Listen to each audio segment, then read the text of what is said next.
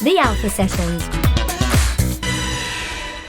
Hello, welcome to the Alpha Sessions. My name is Erica Jean and I'm with Zeta Sky. Hello Zeta, how are you doing? I'm good, thank you. How are you? I'm good, thanks. Would you like to introduce yourself and your music in 3 words? Ooh, 3 words. Okay, I would say eclectic, pop, and hopefully catchy. So poppy and catchy. Is Nice. poppy an adjective? It is. Oh, it's a verb. It is now. It's a pop, not just the flower, but like poppy. Yeah, pop-y. I like that. We can go with that. Everything's a word if you believe in it. I know, right? Yes. I want to talk about your latest single, Hi. So it came out on Valentine's Day. Talk me through that. Well, in the end, it did not come out on Valentine's Day.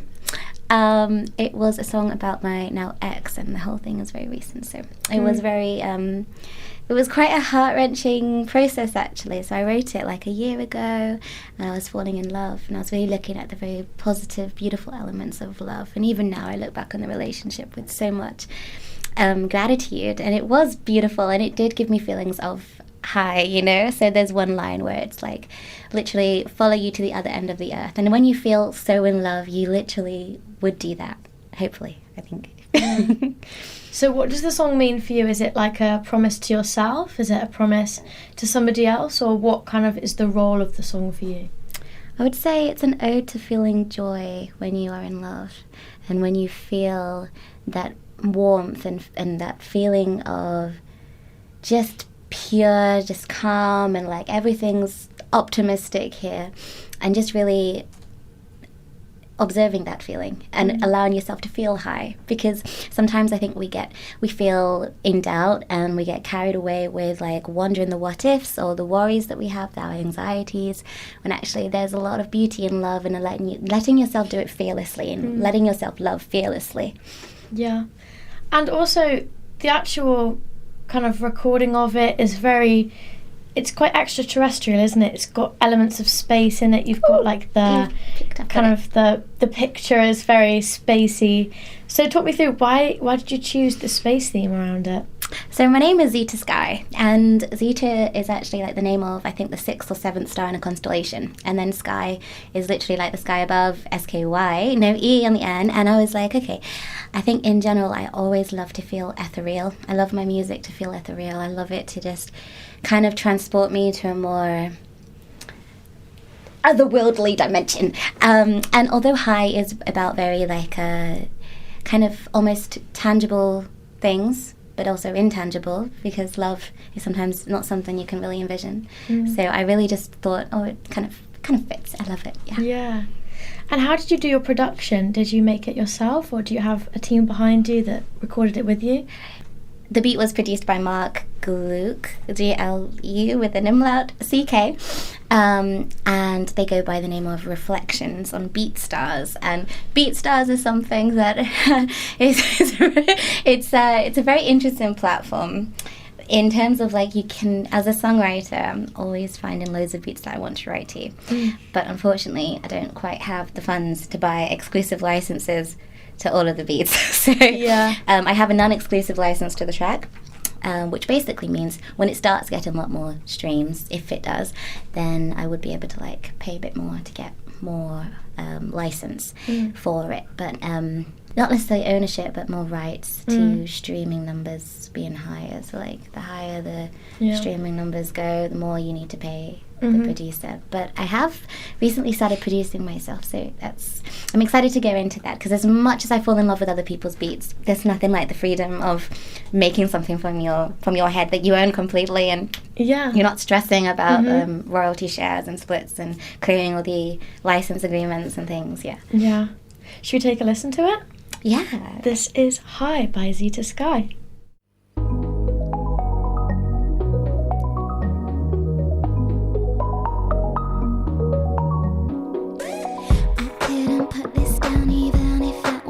You've made it sentimental. Everything you ever say, Lord. A stereo system, absolute surround sound inside my head. Just your voice and just the image of me inside your bed.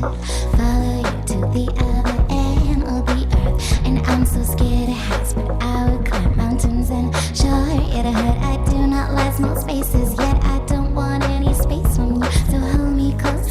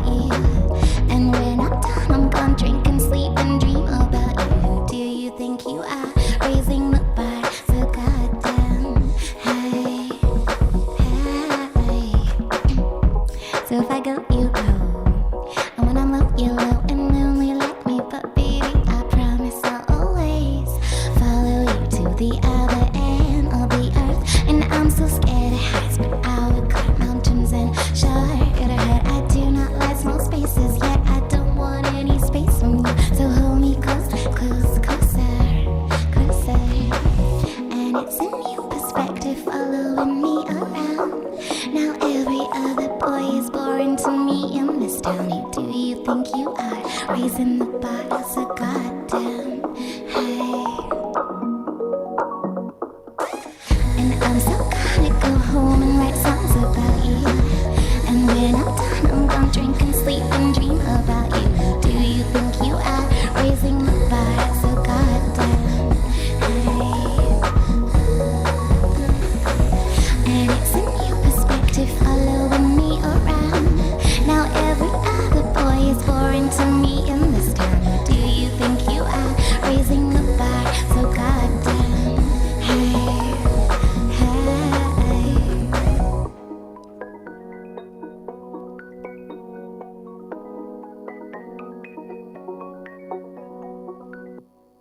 The Alpha Sessions. What an amazing track. And I also saw a video of you performing it on Instagram, and it was captioned that it was your first time performing live with that song. Can you talk me through your feelings that you felt when you were performing that song live for the first time? Do you have like a feeling of like every time you perform a song for the first time in front of a crowd, how does that make you feel? Really excited. I'm genuinely wanting to see people's like authentic reactions. But I tend to really like lean into the catchy fun side of my songs. So I think a lot of the stuff that I have coming out this year is very upbeat and kind of, I would like to say, like dancey and like sticks in your head. So I try and just, even if I'm messing up the verse or something because it's the first time I've ever performed it, I just try and hone in on really enjoying and leaning into like a bit more of the dancey feeling inside me when the chorus jumps in. Yeah. So it's usually like a lot of excitement, a lot of appreciation for everybody in the room who's listening, because obviously it's like first audience ever. It's very, very like, it's daunting. It's daunting, yeah. It is, yeah. And I also wanted to talk about another song, Matter of Fact.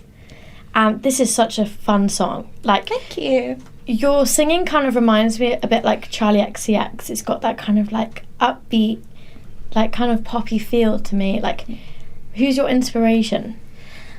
I would say various pop mainstream artists who lean into a lot more of, what would you say, like processing effects on their voice as well. I find that very fun to play with. So Charlie XCX, when in her current era with Brat, I would say she definitely is like mixing and modulating her voice in very quirky ways. So I would say Charlie XCX definitely like is an inspiration.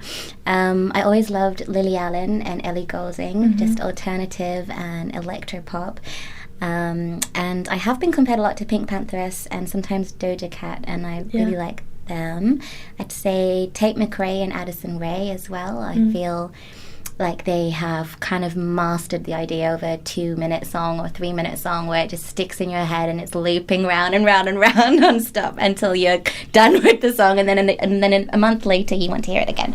So I just love the idea of just creating really catchy poppy vibes that just are quite uplifting, even if they are sad lyrics. Like Matter of Fact is very much about not knowing where you're going in a relationship and being kind of tired of going this side or there. Are we over? Are we done? Are we trying? But I like it like that, or do I? So yeah, I think when I sing Matter of Fact live, because I think I've sang it like a dozen times in the past year, and I always love to, before I release something, just sing it loads and loads live. Definitely, I just love the chorus. I added in these harmonies at a later stage where it's like dun da dun da dun dun, and I was like, actually that's really catchy. I just like have that as backing vocals, and so I feel like it kind of try and take like an uplifting turn somehow, even if the lyrics are a bit more melancholy. I think you've definitely succeeded in that. Thank you. I think the length of the songs are also about 2 minutes, so I think it gives you enough time to kind of have a groove to it, really settle in, but it's got that catchy hook that brings you back. So I definitely think you've succeeded in that. Oh, thanks so much. So are you going to, in the future, kind of produce all of it yourself, or is the aim to kind of be able to be self-contained? So, I may or may not have, over the past couple of years, stockpiled beats. So, I intend to release as frequently as possible over the next year. And I'm talking about like every few weeks, just because as well, with the issues with the licenses, I have non-exclusive ownership on like 90% of all the beats I've stockpiled.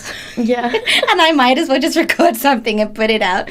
And in between, I'm really excited. I've got loads of collaborations, lots of my own production work, and I'll probably just work on that in between the random releases of non-exclusive licensed beats that I still want to pour out into the world. And it's so exciting actually, because having done it this way, it's been so budget friendly, because I think the beat to high only cost like £29 or something, like I don't know, it was in dollars, but it just made it so accessible to me, because I thought, okay, I love this track, I want to do something, I don't even know where it could go, but at least I can share my creation and see if other people like it. Yeah. Should we have a listen to Matter of Fact? That would be great, thank you. This is Matter of Fact by Zeta Sky.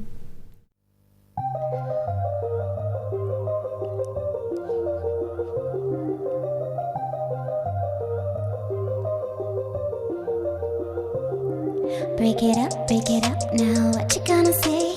Too many people looking out, where you left, right, gonna leave, gonna stay. Can't decide if we give or if it's gonna break. Well, tell us what you think about that, call it honesty. Take it back, in circles, running round us like we on track. You know, athlete, you're gonna fall flat. Stat, matter of fact, like it like that, like it like that. So I came back, stat, matter of fact, don't we do good when we roll like that? Stat, matter of fact, like it like that. So I came back, stat, matter of fact, don't we do good when we roll like that? Break it up now, what you gonna say? Too many people looking now, way left, right, gonna leave, gonna stay. Can't decide if we give or if it's gonna break. I tell them no way, we doing this all again. And when we fight and we fall back and play pretend. I thought we done a 180 now. Can never say this love is proud. Stat, matter of fact, like it like that. So I came back. Stat, matter of fact, don't we do good when we roll like that? Stat, matter of fact, like it like that. So I came back. Stat, matter of fact, don't we do good when we roll like that?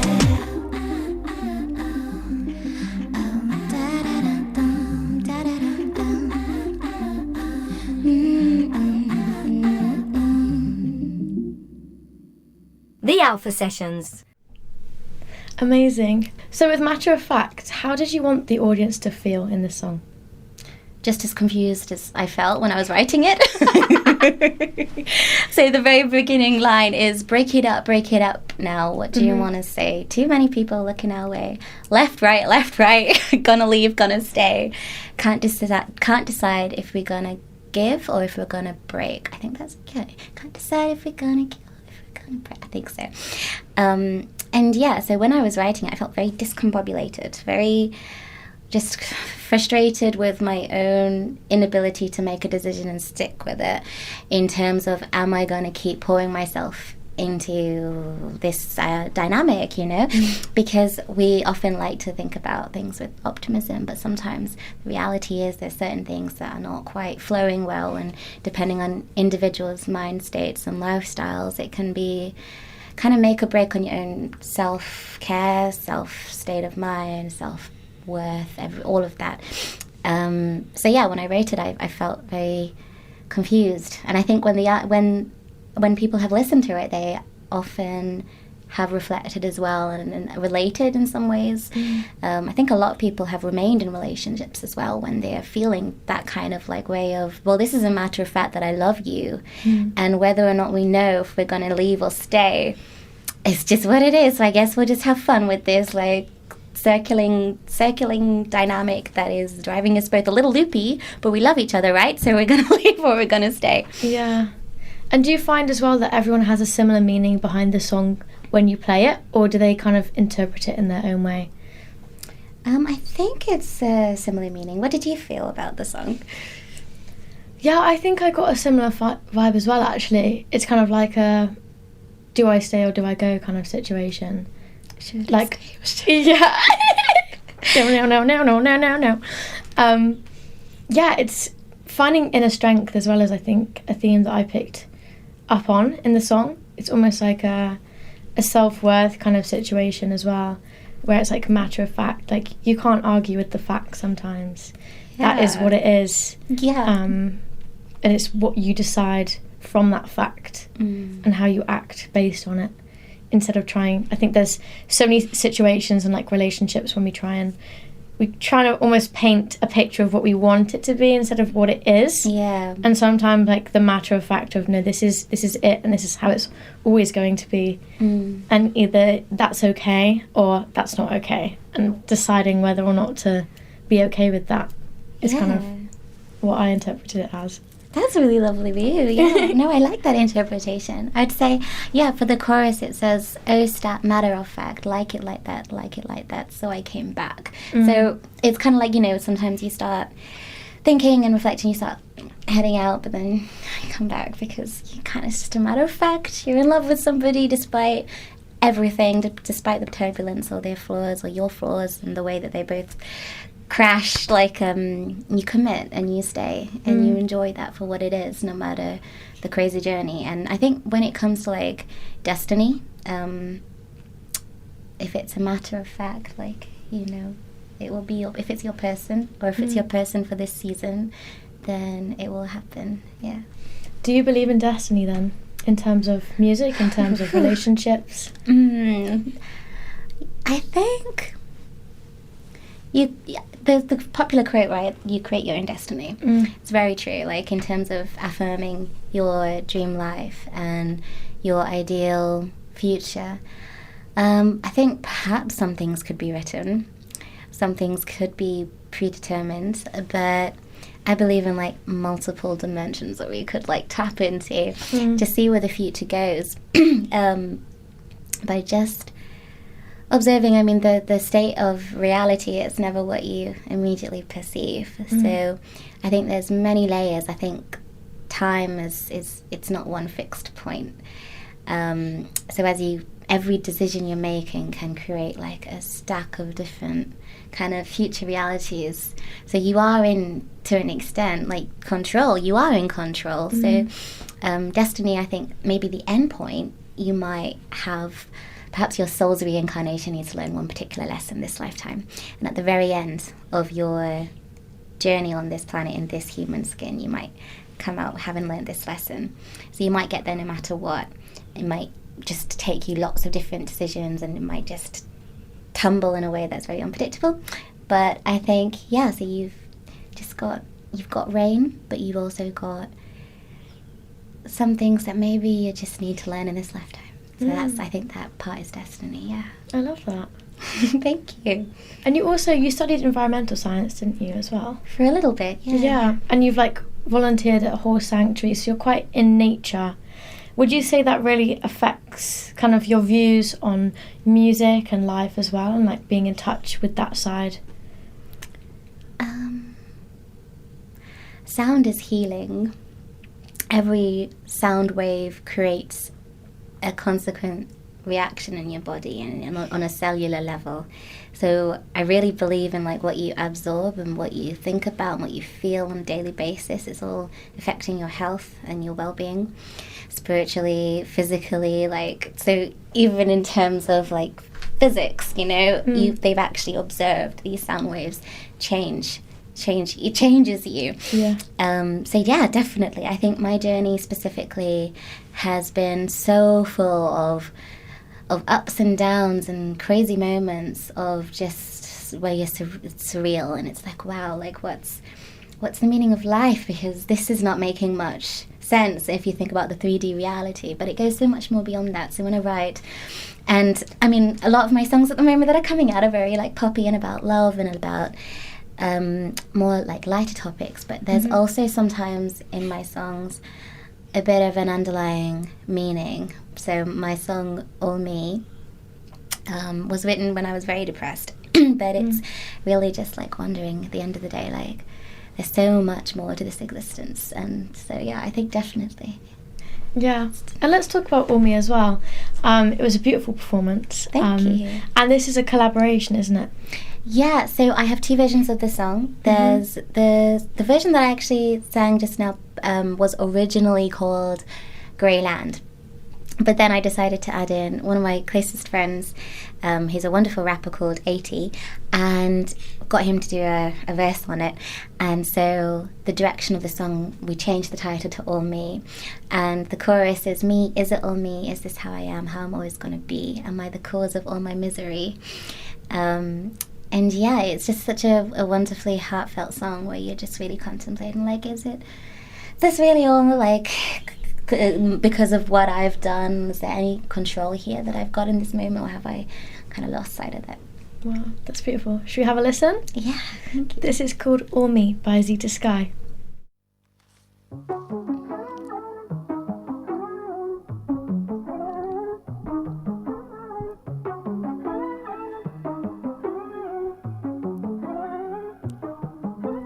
Made my fight with a broken match, made a real good start and then went off track. So I put it out in the left. 'Cause I set my sail and I told them all I would never fail and I'd never fall. Well, I guess I'm a fool now, I'm broken apart. Me, Zeta, me, is this how I am? How I'm always gonna be? Me, Zeta, me, am I the cause of all my misery? Well, tell it to my heart, all she wanna do, live it all free, crave the solitude. Tell it to my heart, all she wanna do, live it all free, crave the solitude. Maybe I'll never dance, maybe I'll live with a mean old man. Maybe I'll always glance to the greener side of this big grey land. Oh no, they all told me so. Don't think too much, 'cause we just don't. Oh no, they all told me so. Don't dream too high, 'cause we just don't. Me, Zeta, me, is this how I am? How I'm always gonna be?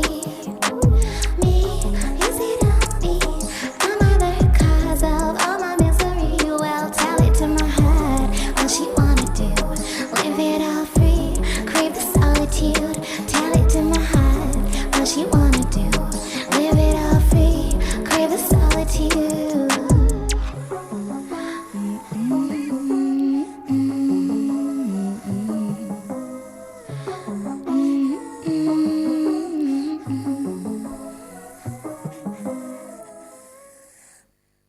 The Alpha Sessions. And this is also not the first time that you've collaborated with 80, is it? There's also another song that's currently been released. Yeah. I'm so excited for collaborations with him. So he's the very first rapper that I ever worked with. And we also have little teaser, nobody else knows about this, but we have a track called Win the Fight that's going to be coming out hopefully by summer. I'm hoping it's on his release schedule. But Win the Fight is also about just like overcoming your struggles, and we talk about the story of a man and a woman. And no, wait, there's a man talking to a man who wants to be with a woman. And the man's talking to him like, you've got to pick yourself up because you can have her. You deserve her if you believe in yourself, if you grow into yourself, and if you self-love, and if you look after yourself, then she is doing the exact same, and you can win the fight together no matter how much depression or struggles, how much you're going through. There's a way for you both to win the fight. So we might change the title, but I might try and tell them, actually, let's just keep it as Win the Fight. It's kind of optimistic and hopeful. It sounds like a nice catchy title as well. It's got a nice, like, you know exactly what you're getting with that title, I think. And a few months ago when we released Aligned, it was also very much like, this is such a cool song where I feel like every time the hook drops and I'm singing, oh no, push it all down, pressure's too high to get big in this town, switch up the view. we can't lose, you know. You've got to stay aligned, and especially as artists, as you know, like it's so much like that you're constantly comparing or wondering if you're on the right timeline for your journey. And that song, it's really helped ground me. So sometimes on my days where I'm absolutely overwhelmed, I love to play a line just to myself, just to remember to stay aligned. Yeah, I think it's so important as well to remember that songs were written with multiple purposes. You know, it's so easy to get caught up on the fact that we've got audiences that want the songs, but sometimes it's nice, to just reflect and be like, why did I write this song in the first place? What's the purpose for me as well as everyone else? Because it's so easy to just get caught up on, oh, I'll do this song to write it for somebody else, or I'll do it for this show, or I'll do it to get it good online. But having that, like, the song to kind of ground you. I have a similar song that it's one of the lines in it is, when you learn to look back, you see how far you've come. And that was like a promise to myself to be like, chill out, you're fine, you're doing okay. You know, look, would your younger self be proud of you right now? And just think about that. And it's just having, I think as a songwriter, you have such an amazing ability to create this like almost soulful imagination, you know, and be the person that you want somebody else to be for you. It's like having that like best friend persona within your songs, isn't it? Yeah. Do you find that when you're collaborating, say with 80 and people like that, can you still keep the same artist identity within both versions when you're creating something on your own versus when you're collaborating? I love to collaborate with friends, so if someone reaches out for a collaboration, it's always the most nourishing for my soul when it's with somebody who I really resonate with naturally.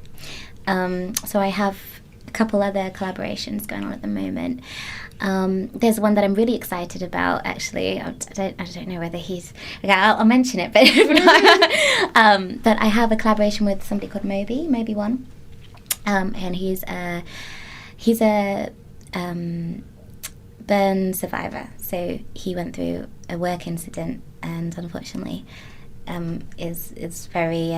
his life altered completely after that. And I love how he writes a lot of his songs. It's always hard hitting, but in a very like, how do you put it? Like very cool way. You don't even know what you're listening to at first. You think, oh, he must be talking about the normal rap topics, but actually he's talking about something very heavy, and he's such a motivator. So I've been friends with him for a while, and then I was writing one of my songs, a new one. It's not named yet, but it's about sexual assault, and it's about how to kind of tell your guy friends as a woman, like tell your guy friends, you know, you need to stand up to your mates as well if you see and if you witness them doing behavior that is not okay, that is about to be or is already sexual assault. Something needs to be said. And I presented like my verses to him, and he came into the studio and wrote some really cool stuff. And I think this is like where the beauty really happens in collaborations. If you're going to force something, if you're going to both try and talk about topics that you're not aligning with, then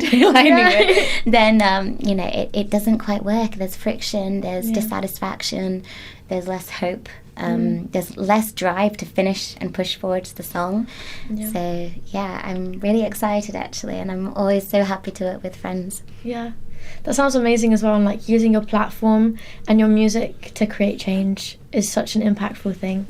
Definitely. I mean, I've seen some of your music as well, and when we talk about those emotional topics that can help somebody else, it's so nourishing for us and for the audience, and that is just when magic is just happening. It's just so lovely. It's probably the highlight of being an artist. And music is a universal language, so to be able to speak to more people than you could on the daily, and through your music and kind of create an impact that goes further than you and ripple that onwards, that's just beautiful. You know, that's why majority of musicians and songwriters do it, is to create an impact and to paint a picture that we couldn't say with our normal speaking voices. Definitely. And talk me about going to London. You're not from London either, so how's your experience been creating a community in London? Have you found like there's networking nights?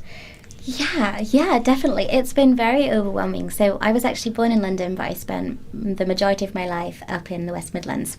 And so many personal, unexpected circumstances unfolded, and I found myself in London at my parents' house, I think a year ago, just about, and I was in a very dark place, kind of in a very hopeless sort of, wow, is this like, why has this happened to me? And so I wrote All Me. I wrote it when it was called Girl in the Grey Land, because the second verse is just talking about feeling like everything around me was in monochrome.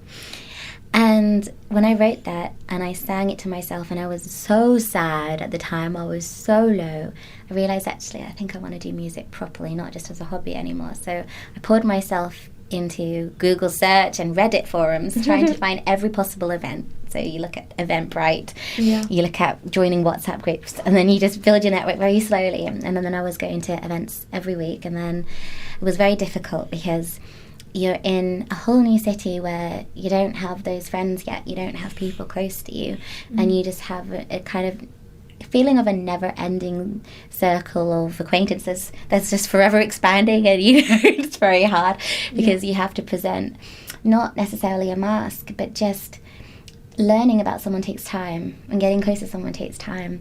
And I think in the music industry, you've got to build relationships, but genuine, authentic ones. So it was a struggle, but a year on now, I can say that I'm really pleased, like how far I've come, like how much I'm not sad anymore, and how much more faith I have in myself to pursue music, but also how much more faith I've found in the music industry, because I think I did see previously a lot more of the darker sides of it, a lot more, not necessarily pessimistically, but just the reality is it's a very harsh industry to be in. It's full of a lot of people who kind of can compromise a little bit on their integrity. And I've been really like happily surprised meeting and pouring time and energy and love into these connections with people who are good and just good people, and they're out there, and the music industry is not all pessimistic and like